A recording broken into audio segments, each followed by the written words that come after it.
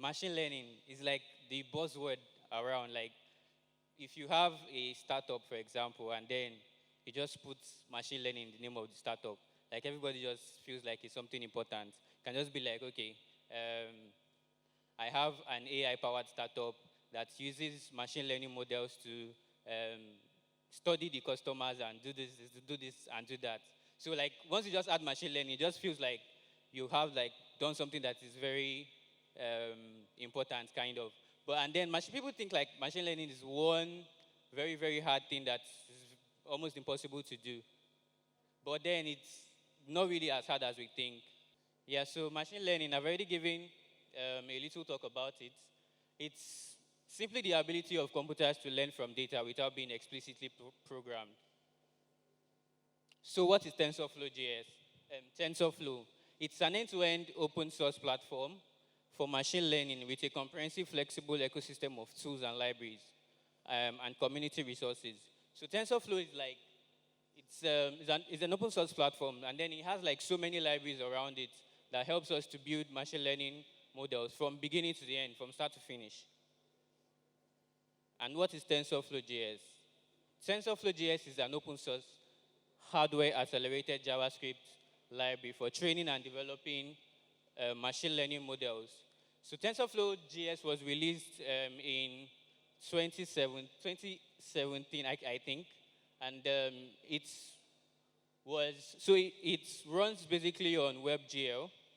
So it runs on WebGL on the browser, and then it has the operations API and the layers API. The operations API is the low-level API.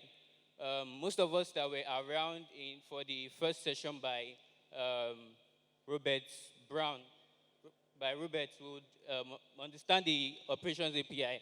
It's like where you do your simple arithmetic operations like multiplication on tensors. While the layers API is like the Keras model, where you like build neural networks. So yeah, TensorFlow.js is divided into 4 components. The core, which is the operations API that I explained, the layers API, the data API, which is for importing data in form of audio, text, and video, and the converter API. So the converter API makes it easy for you to like bring models from anywhere, from Keras and from maybe Python, your Python models, and like import them into the browser. So where is TensorFlow.js supported? It's supported on all major platforms. It's supported on the browser, on Node.js, even on WeChat. And then React Native, it's currently going to be available very soon on React Native. So why should we use TensorFlow.js? First, write once, run everywhere. So once you write your TensorFlow.js code, you can run it everywhere. You can run it in the browser, you can run it on Node, you can run it on Electron applications. 2, privacy.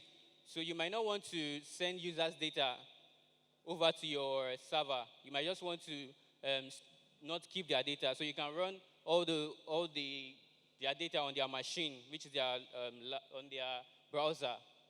And then it's easy to visualize because we have so many sensors on the web. You can view whatever you are doing. You have your accelerometer, the gyroscope. You can take videos and pictures on the web. And then drivers and installations. You don't need all those. So how do you use TensorFlow.js? There are like 3 major ways. You have the predefined models, to transfer learning, and building your own model. So we are going to be covering these 3 ways. But before then, I want to explain a little on what these terms are. So who is familiar with machine learning here? Okay, so I'll explain what these terms are. First, what are tensors? So tensor is like a central unit of value in TensorFlow. It is like a set of values shaped into an array of one or more dimensions. So this is like the example of a tensor. You can have, so a tensor is kind of like an array, but then it's not an array. So it's like a vector for like a 2D array is like a vector, for a 2D array and 3D array is like a matrix, while for a 1D array is like a vector. So, but then the difference between a vector matrix and a tensor is like with tensor, you can easily perform operations, and then it's faster and easier for you. So what is a model? A model is like a set of functions that help in finding the relationship between your labels and your features. So like this is an example of a model where, so a model is kind of like this. You have like different layers in your model. So your data enters into an input layer and comes out through an output layer. So you can have like different hidden layers in your model. So this, what this does is like when your data gets in, there are different functions that will be run on each unit of the layers to like transform it to bring out your result. An epoch is like a movement around the movement of your data around the model. So if you have like 5 epochs, it means your data is moving around this model 5 times. So first, let's look at a pre-trained model or pre-trained models. So there are different examples of pre-trained models in TensorFlow.js. So if you are not familiar with machine learning, and then you want to like implement machine learning in your JavaScript application, there are already models that are trained already for you. So what you just do is import them. It's like a library. Once you import them, you just load them and then use them. So I'll show an example. Here is MobileNet. MobileNet is a pre-trained model for image identification. So if you have an image that you want to identify what is in this image, you can just load MobileNet. So if you are using NPM, you install MobileNet like that. Then you query for the elements, and then you load the model. So the model will like download into the browser, and then you classify the image and log the prediction. So you have a result like this. So from the image, the model has predicted that it's a daisy flower, and then it has a probability of like 0.4%. Next is the toxicity model. So if you have text, this will be like very useful for people that have input, that take input into the browser. Like you can check the text if it is toxic.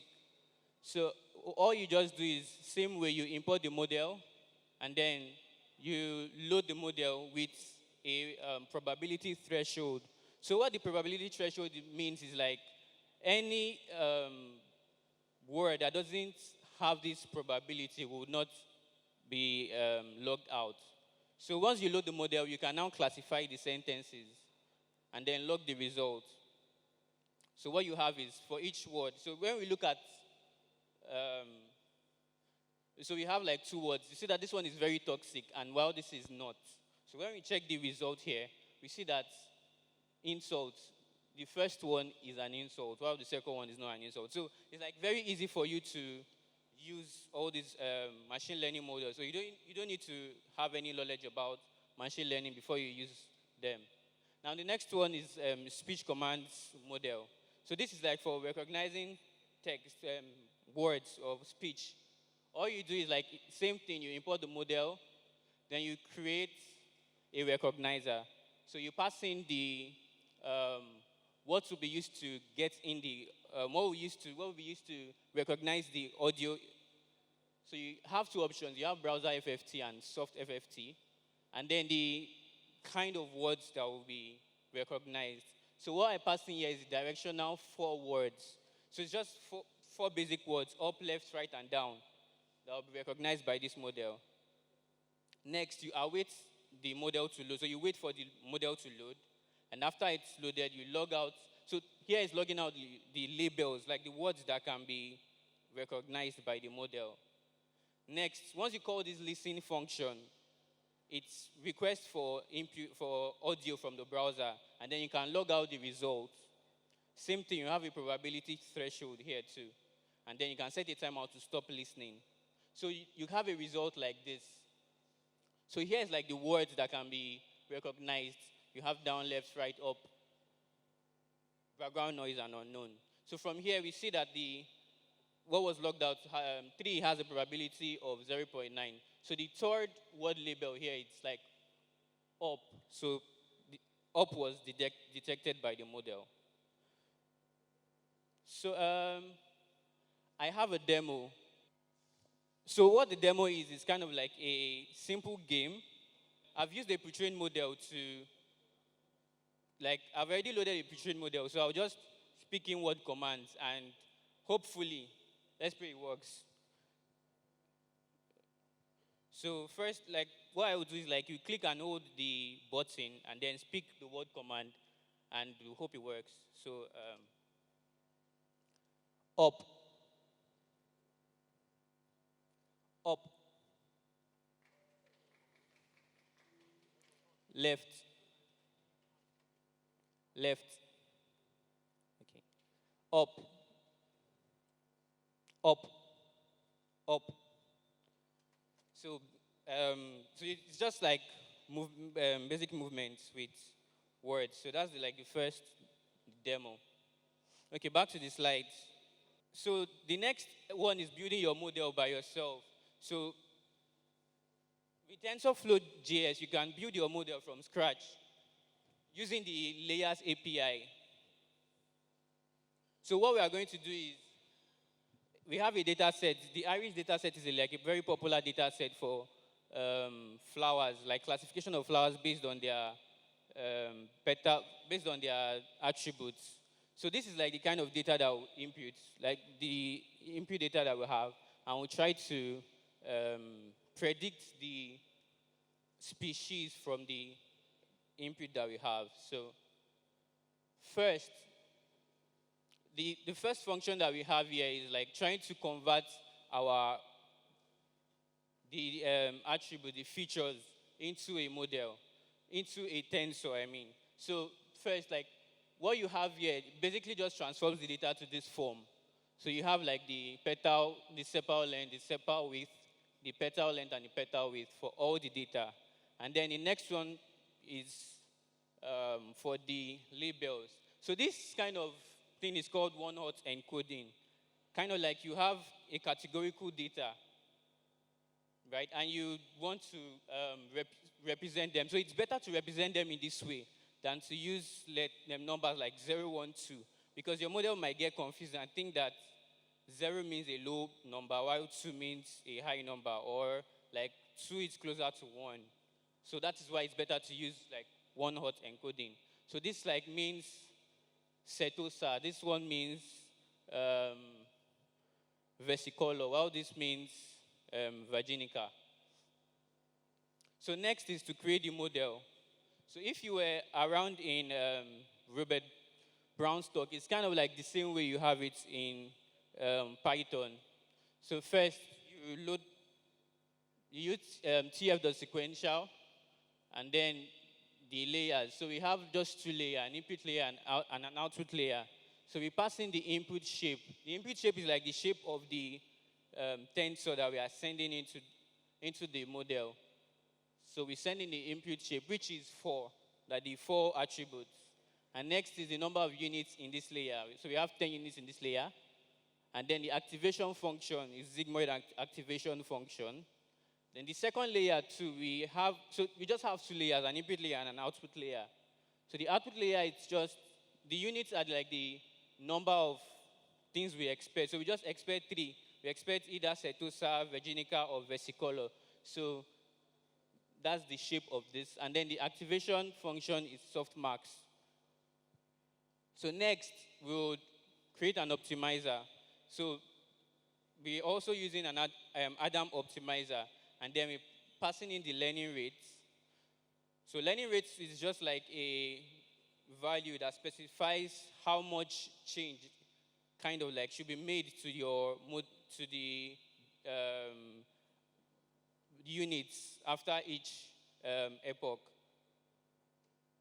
So next, we compile the model using the optimizer, a loss function, and the metrics that we want to use. So here, we are using a loss function. So the loss function just calculates, just used to get how much we are off, kind of, from the real values that we want. And then the next thing is to fit the model. So you pass in your training data and your training labels with the number of epochs, and then you can predict the results. The second demo is going to be on like training the model on the browser. So it's just the same thing. So I'll just show how it works. So this is the iris data set.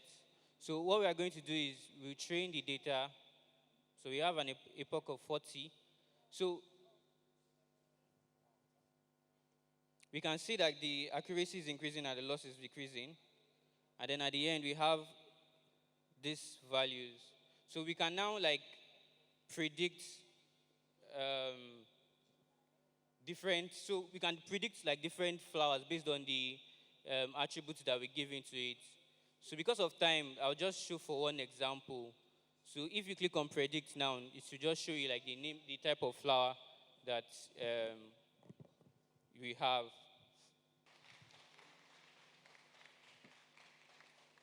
So I'll share a link to all these demos so that we can try them out. Now next is transfer learning, the third way we can use TensorFlow.js. So transfer learning is just basically like you have a pre-trained model, then you use that pre-trained model and your own model. So you like merge the two of them together to create another model. So first, this is like the MobileNet model that we saw first. So you load the model, and then you trim it off. So we cut it off at this layer, and then we return the trimmed model. So this is like a truncated MobileNet model. And next you train another model. The same way we did the other one, we saw at the other one. And we have the first layer, the second layer, an optimizer. We compile the model and then we fit it. And at the end, so from the truncated model, we can predict and then get some values out. So from these values, we can use our own new model to predict the real values that we want out. There's another demo, but I will not be able to show it up. I'll share the link so that I can try them out. So it's basically like that same demo that the first one that we did, but then we are using, I trained it with another language. That was Yoruba, so you can like control the things with Yoruba. So now what are the limits that we have to training on the browser? First, you need large amounts of data, and then you cannot load this large amounts of data because of the size, and then it's kind of slow on the browser. And then another limit with machine learning basically is bias and ethics and black boxes. So this basically depends on the kind of data that we train. So if your data is kind of biased, then your model will be biased. So here we have an example of a translation like Google Translate. We see that it's kind of biased. She's a cook, he's an engineer, and then it's like giving genders to different professions. So if this talk has, unfortunately, like you didn't really get it, there are APIs that make that very easy for you to consume. So you have Brain.js, you have Keras.js, ML5, and Face API. So these are like, they have like very simpler APIs for you to use. And then you can use any of the cloud platforms. So all you just do is you call an API, you send the image, and then it sends you the result of a prediction. So those, you have Google Cloud, you have Amazon Web Service, and you have Azure. So these are the links to my, you can get, so I'll share the links to them later. So the only limit to AI is human imagination. Thank you.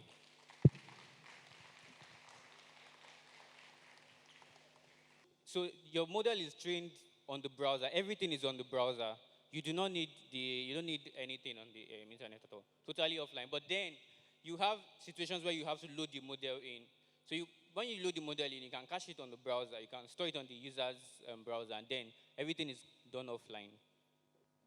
Is it different from? From like picking a specific number, say 0.001. Okay, yeah. So if you were around for Robert's talk, he talked about parameters like that. So those are called hyperparameters because you tweak those parameters to make your model work better or fast and faster.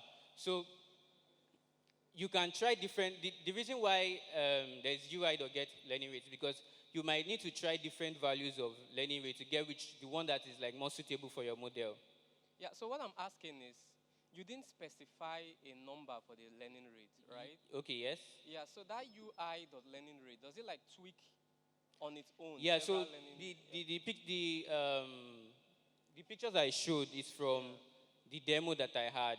So UI.get learning rate just gets a learning rate that you specify, that you send into from the browser. It just picks in an input and then spits it out there.